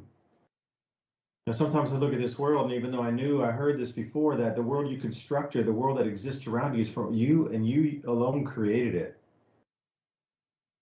Now look at it with a different set of lenses, saying maybe what I am in right now is everything was holographically produced, and I'm in an AI simulation, and everything that's possibly made from any combination of things I thought AI had created alternates of those to spin them into my existence, and everything around me is a complete illusion. But I sit in a space of quiet. My own thoughts created this singular world, and none of you exist, and I'm here. I'm talking into emptiness. Everything's an AI-generated reality of anybody I've ever met. Maybe we don't know. What if the robotics get that good where you won't know the difference between human flesh like they talk about in just a few years? You won't be able to distinguish. I mean, really, at that point, then what? You could have an alternate reality, an alternate world for every single human if you believe in a multiverse. I got lost in the thought there. Living in square caves, man. You were talking about, again, how are they going to get people off the land? How are this thing going to move? And these alternate realities to get you to move from your habitation back into a city, get you under control again, get you off the land, can't have your spring water. I won't say who it is, but I know a few people close to me. They come over to the house and like, oh yeah, hey, we just got the spring water here. You want spring water? And they're like, no. That hasn't been treated yet. I really mean like spring water is coming out of the mountain behind us, and we have a pipe jammed in the mountain back there. So it comes right into the pipe, straight out of the mountain, and then down. Well, it's not really, it hasn't been treated yet. And I'm like, it's coming down copper pipes from the mountain. It's like some of the purest water on the planet. So here's what they're going to try to get you off the land. Free. You get charged for water these days. We should have free water. And the reason I stopped there for a second is last night we had five Black Hawk helicopters come over the house, going from Knoxville straight south, and they passed over our area. It's the first time I've ever heard helicopters, so it really, really, really grabbed my attention. First it was one. I was like, whoa, that's a big one. And then it might have been a Chinook and another one, but two of them came by in a pair, and then another two pair, and then I thought I just heard them out there again with the coo. We can hear those blades quite a ways off.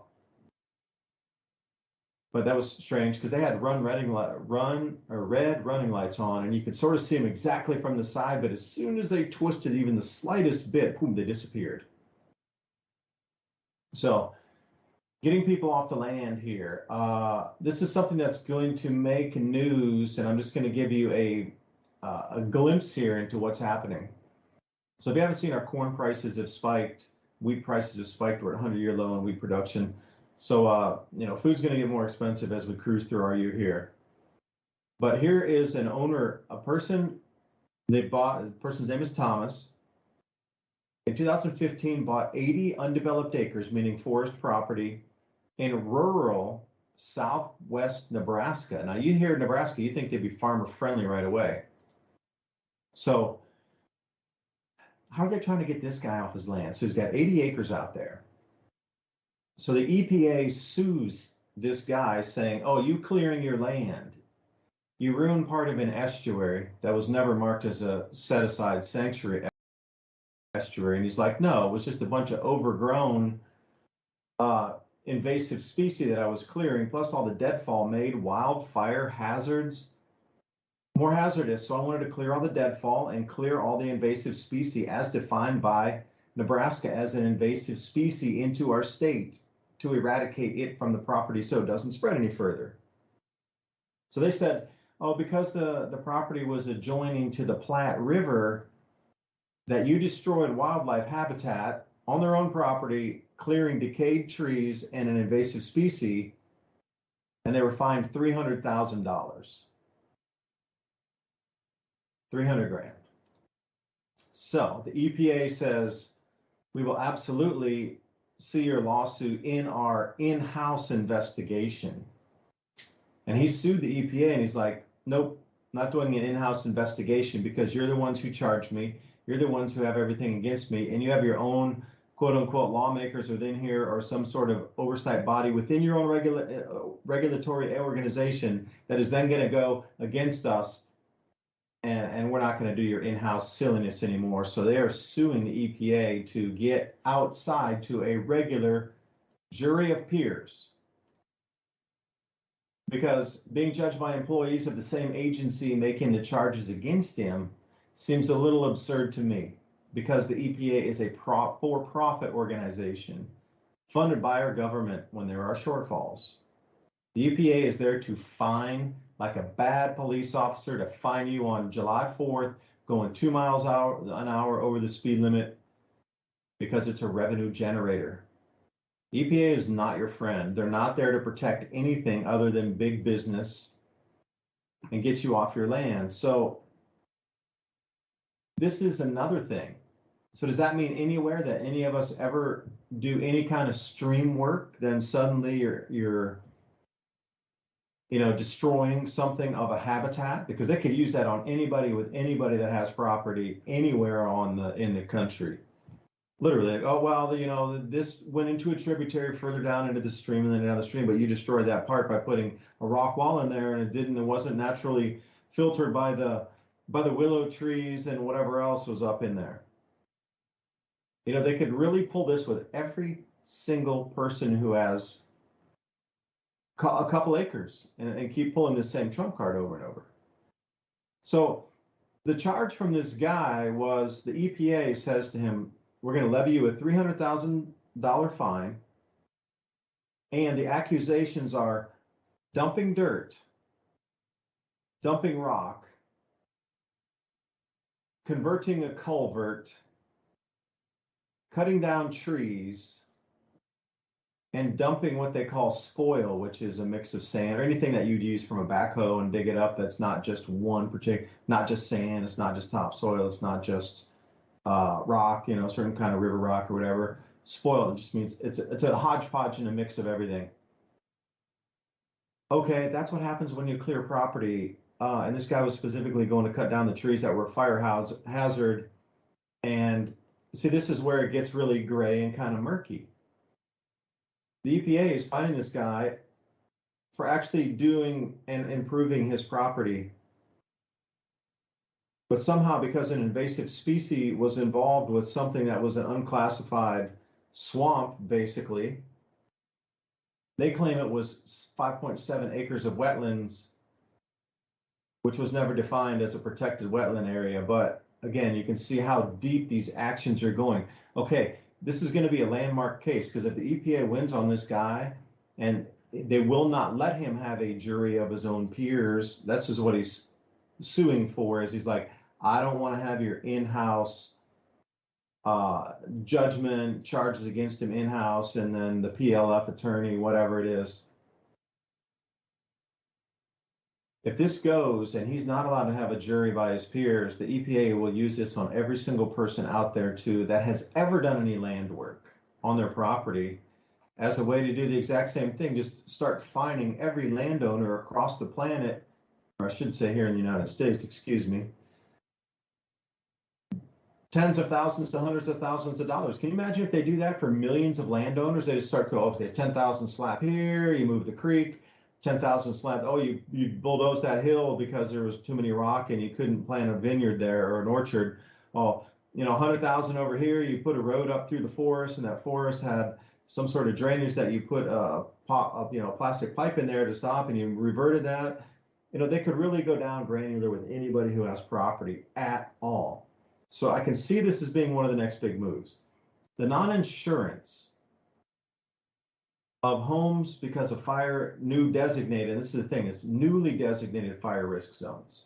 So last year the people could get insurance that were not in a fire risk zone, but Canada's moving to setting up new deemed fire risk zones where insurers won't. So they're going to have to leave their cabins, they're going to have to leave their farms, they're going to have to leave their lakeside properties. What if you owned a lake and you had a home on there, but it's just like 2 years away from being paid off, but you don't have the money to pay it off in one lump sum? You're still going to lose your mortgage, and they're going to call your note. So if you can't pay it off, then they're just going to swoop your property. Now, somebody will be there to buy it, I assure you, BlackRock. Somebody will be there to give some sort of fair value. But those homes are all going to get sold off, and you're going to get off the land. And they just took how many tens of thousands of people, preppers, those who lived in tune, those who were out in the countryside. Tens of thousands of people are going to need to leave these areas with no insurance for their homes. And then we have the EPA pulling this new trick here. So we'll see. This is one of the most important legal cases you could possibly follow for the rest of the year, because what happens to this guy on his own private land could happen to everybody else depending on what happens here. So I don't know, Ransom, this is off of Ag Facts. And why don't I just even send you the link here in Skype, since we're chatting on there tonight. Here you go, that you can put that up. And, to be denied a jury of your peers for something that the EPA says you did, this is a whole gray area also. Can government regulatory bodies sue you and then put you through their own in-house, complete from from the complaint to the paper filing to the litigation, the judgment, and then the summary, and then the fines, all seen in-house by one agency against a single individual? From start to finish, judge and jury, executioner, all in between is in-house from the EPA for this guy. And he's like, nope, I'm not playing that. Not playing that. We're going to a jury of my peers, others around in the community that are also farmers that live around here, and they're going to judge me, not you. Because I know for sure the guaranteed outcome from going in-house with you is guilty, pay the money. So this is a huge thing here. Huge. I cannot reiterate how giant of a story this is here. And it just came across my desk when we were on the break. That's why I didn't talk about it earlier. So Ransom, how many ways from Tuesday can they try to take everybody off the land, do you think? Or there's got to be another couple ploys that they're going to try too. Well, they always got eminent domain. And, if you live in other countries besides the U.S., maybe the U.S. further down the lines because of some of the talk that people have said on kind of one side of the uniparty, like Gavin Newsom, everything from banning, propane and gasoline powered cars, or not being able to collect water, or not growing this or not growing that. They have endless ways to try to stifle humans living off the land without much aid from the government or the powers that be. And, this is kind of if he can get this jury trial with actual peers, because this is the problem. At least in the United States, is that the jury of your peers is no longer a jury of your peers. It's a random group of people picked nearby somewhere in the city or, district that you live in. And most of the time, not to talk bad about people that are on juries, but mostly the kind of statist, state worshiping people are the ones that are more than happy and like to go to jury trials and be the juror. Whether it's criminal or not. But you find this all over government, from like child protective services to environmental courts, where they have these courts that are outside of the Constitution and aren't upholding anything about that, which means that your rights aren't protected, et cetera, et cetera. And they try to pull this, and they create these out of the legal system courts to try to do this to people. But if he can get a jury of so-called peers, I said I have little faith in that. There is always the power of jury nullification, at least here in the United States, something that is considered a bad word.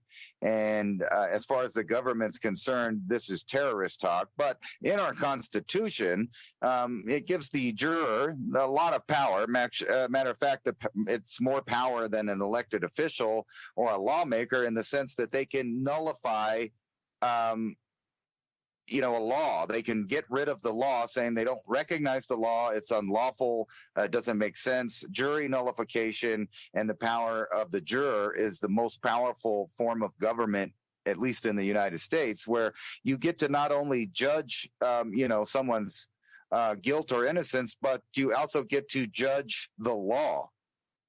The jury gets to judge the law, and that's something that you're not even allowed to talk about in front of courtrooms or in courtrooms or any of that, or you might get arrested. And it's pretty bizarre that you would get arrested for a constitutional right. But the jury of your peers has kind of been removed a long time ago, because the whole idea of that is that you would get tried by a jury of your peers, meaning people that you know and interact with in the community, like your neighbors, the guy at the store that you go to, the hardware store, or the church, or et cetera, people that you actually know and that they could judge you. Now, that could be a good or a bad thing, depending on whether or not the community likes you or not. However, it's a lot better chance of getting a fair trial from a group of people that know and understand you versus an outside foreign influence, i.e. a bank or the EPA or a government entity that has nothing to do with your local area, your community, the people you know, or anything. So this is indeed like a foreign power coming in and doing that. So his best bet would be to have a jury trial. But, this kind of leads into the bigger picture of how they're trying to convince people across the board that for one reason or another, to protect the planet, you're going to have to make sacrifices, including losing rights, land, access to the planet, and things like that. And you see articles like this. Here's an article from Scientific American, Lost Cities and Climate Change. Now, this article goes into the fact and admits that there is no man-made climate change, just in the article trying to argue for the idea of man-made climate change.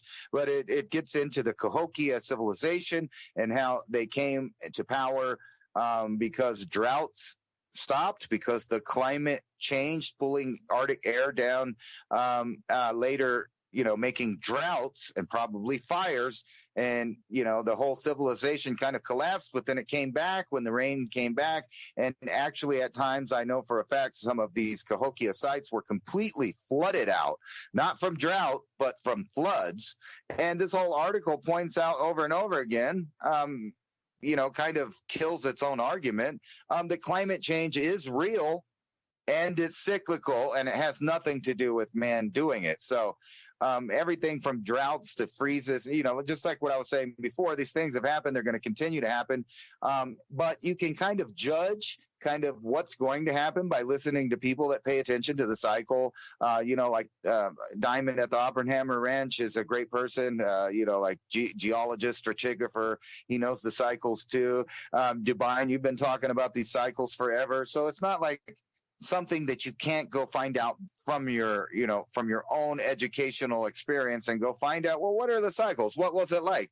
And this article itself talks about tree rings that prove that these El Nino and La Nina cycles catastrophically change the fundamental weather patterns of a certain area over and over and over again. And then it also admits that, I forgot where it was down here in the article. The fact, and this is the best part, my favorite part, it was down here.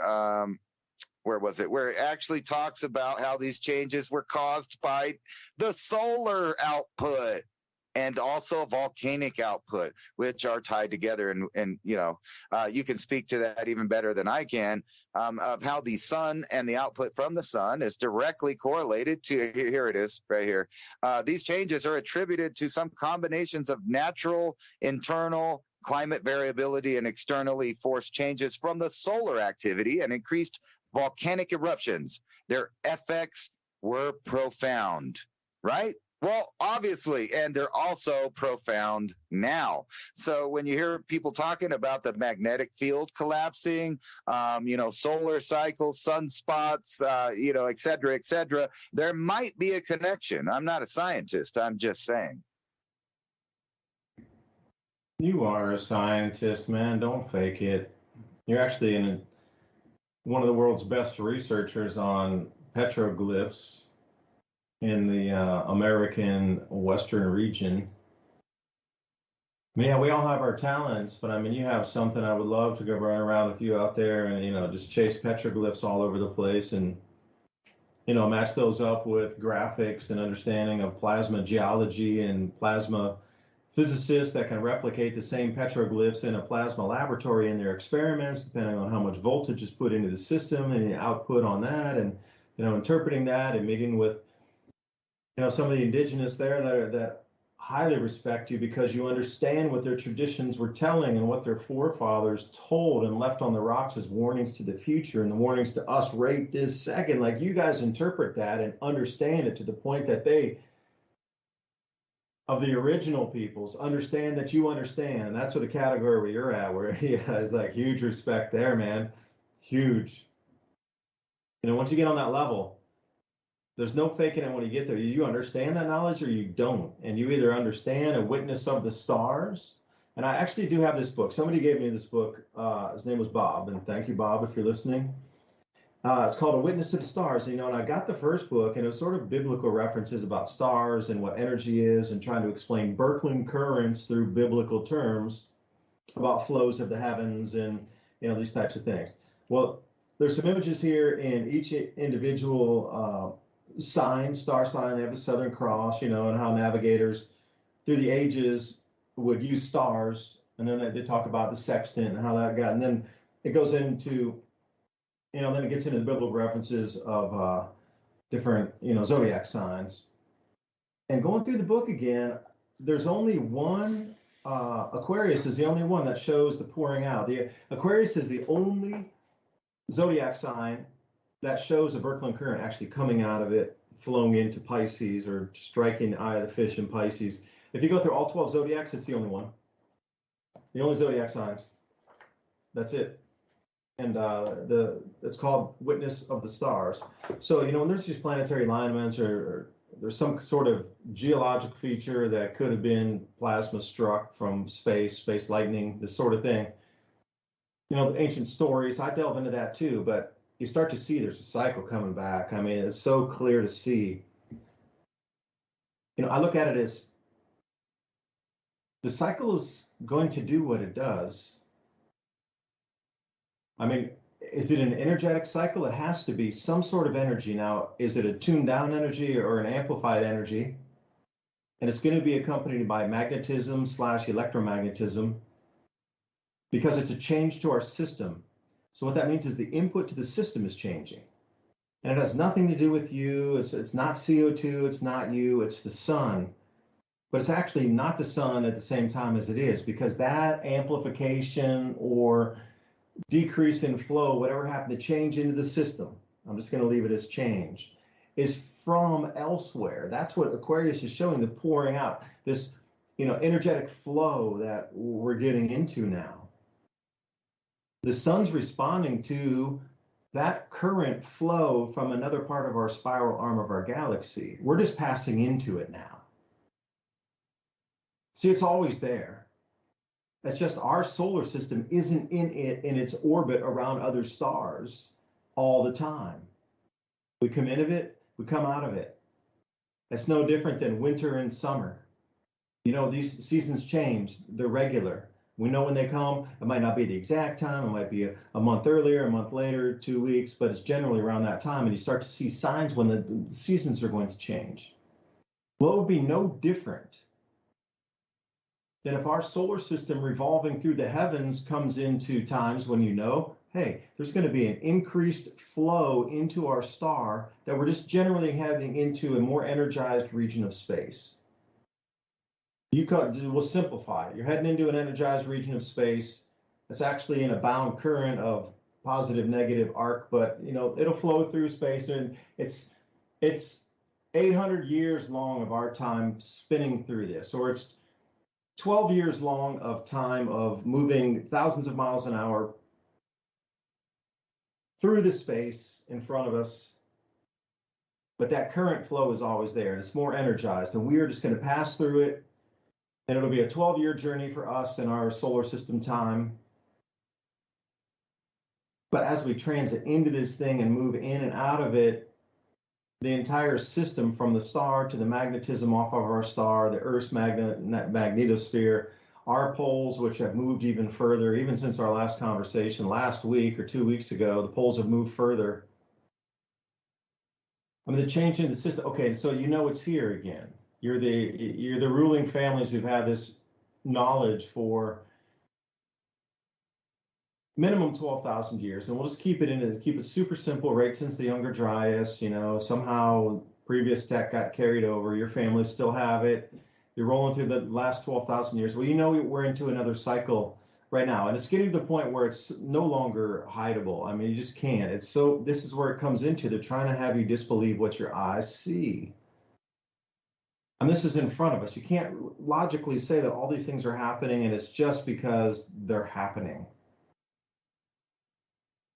It doesn't really make sense. If it's pushed and pulled and programmed to do such a thing, oh, absolutely, it makes sense. But for what reason? We're at the cycle beginning again. We're into it now. It's the point. It's amplifying. But why wouldn't, see, my whole thing is why would you never tell the populace of the planet that we're going through? I mean, the education system, Ransom, you alluded to it. It's just there for you to have a press a button, pull a lever, press a button, pull a lever. That's what the school system is about. It's repetitive learning of facts and regurgitation of the same facts, of the same things that were already learned and put in books. Why is there no experimentation to bring us new stuff all the time? It's only a select class of people that are allowed to bring us new stuff. The other 98% of you go back to the factory. 2% of these engineers and scientists and, you know, whatever else that it is, it's a very small percentage of the overall population that's involved in engineering or some sort of organic chemistry or these types of things. Why are we only that select a crowd allowed to invent stuff? Why can't we all invent? Why is the schooling system that you're not allowed to invent, you go be a factory worker? And it's been like this, a repression of, you know, expansion to allow us to get off of metered systems. There's a meter for everything. I was so shocked about the spring water, fresh spring water coming out. Some of the best water, bread companies come down here to get some of the spring water because apparently it makes the bread taste different when they're baking it. So that kind of freshness of spring water, and it's been an open spring for about 100 years or so. I mean, sheesh. People are like, oh, it's not purified. No, it didn't get treated by the city. I'm going to just drink some water that comes out of the mountain. Like, what? Even that freeness, like that's the only way we ever got water. You go back in time. Think about that for a second. The only way you ever got water was from a spring, or you got it from a river or a stream and you had to boil it. Even in the 1800s, believe it or not, you still had to boil water or else you get sick. So most people would get it from springs or higher up on the mountains and get streams that weren't contaminated. Maybe there was a deer that pooped in it or whatever. But generally, you know, even back 200 years ago, people are going for spring water because it's the purest. And everything we do is on a meter. We could have magnetic motors, electric gravitics, all these different types of unipolar generators and these kind of, I don't know, we have to pay for everything. Everything that should be free. Well, food, you can grow some of your own food. But everything you want to do costs money. Everything's on a meter. So I don't know, I'm looking at the reason I was babbling so much there, Ransom, I was looking at the Copernicus satellite, and again, the next story, I kid you not, we're talking about the next thing, this is off Copernicus satellite, which is a European satellite set of Centennial 3. What's their main image for the day? Oh, the smoke is reaching Sardinia after traveling thousands of kilometers from the United States and Canada. And it looks like a huge plume of smoke. So here's the thing. It doesn't look like when you consider a wildfire, and I know, Ransom, I'm rambling here, but I'm going to sign off. But the last thing to say is that what I was talking about, Berkey current, that flow, which is almost like an energetic line, like a high tension cable above your head. It's circular and it has its own form, and you know it's a cable and you see it in the sky. The wildfire smoke is supposed to be this huge, hazy, giant mass, just kind of moves over. Well, what they're showing on the Centennial images here is it looks like a line of smoke, not really a wall of smoke, but a conduit, an electrical cable of smoke. It's pretty trippy. You can see it bending in on itself, and it's very thick and coagulated around itself.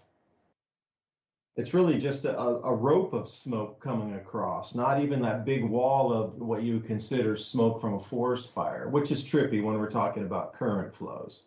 I digress, man. Take us out of the rest of the hour.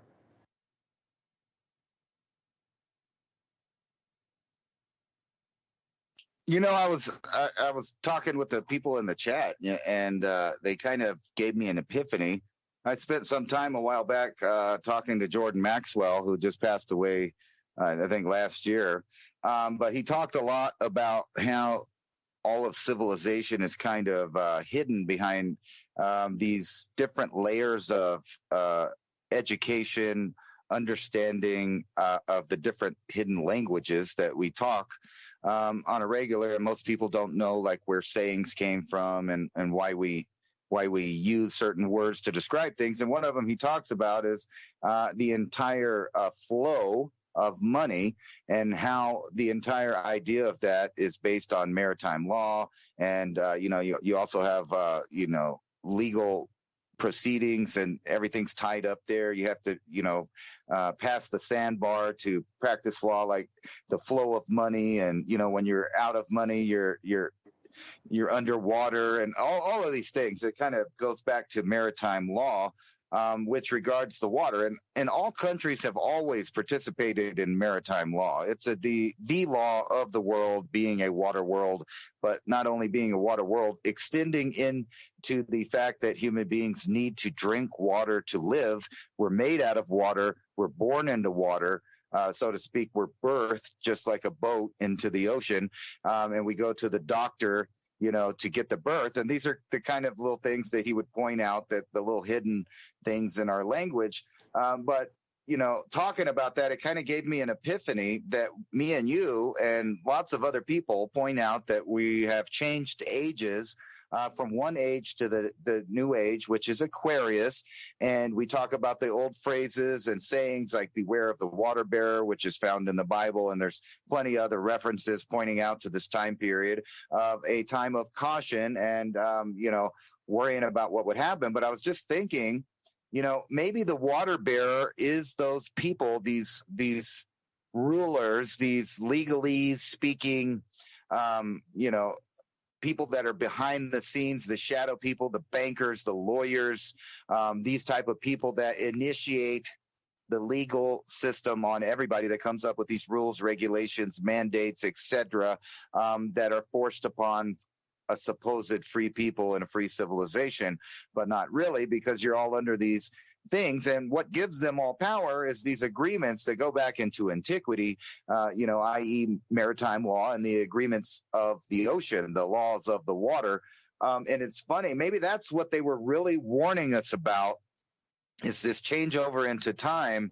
It is actually beware of the water bearer, or beware of the maritime law bringer, the bringers of the maritime. Because you think about what's going on worldwide, we're going into yet another world war. And of course, the oceans of the world and the trade of fundamental goods like food, which, guess what, comes from water. You can't get it without it. And the obsession of the world's elite to control every aspect of the human domain, from our thoughts to our food to the water. And with this, fake climate crisis idea of carbon dioxide, the plant food, trying to convince people that that's some kind of toxin. We get to that point where they have exactly what you said, found a way to meter everything in a legal way, where they have some kind of legal precedence to force upon metering of every aspect of our lives. And that includes, and not limited to, food, air, and water.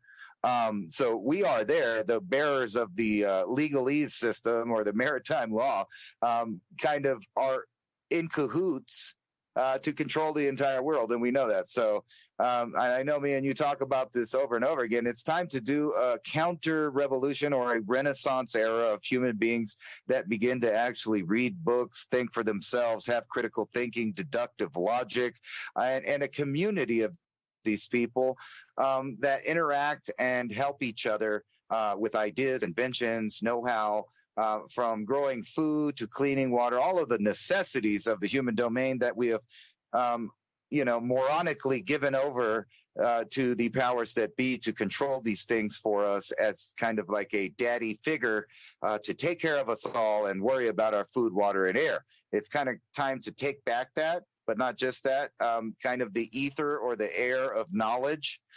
This is the time to create a new renaissance. And if we have to create secret societies and private groups, which you'll be sought out by the powers that be if you do such things, and the horror of it, that people would get together, share their knowledge, and try to make a fundamentally better future for humans on Earth versus the other thing that they're trying to give us. So I think that's what's going on right now. Beware of the water bearer is literally that, the people that control the water. So take back your water, take back your air, take back your freedom, and grow your own food. Well spoken. I think that's what's most terrifying is if everybody were to leave the system.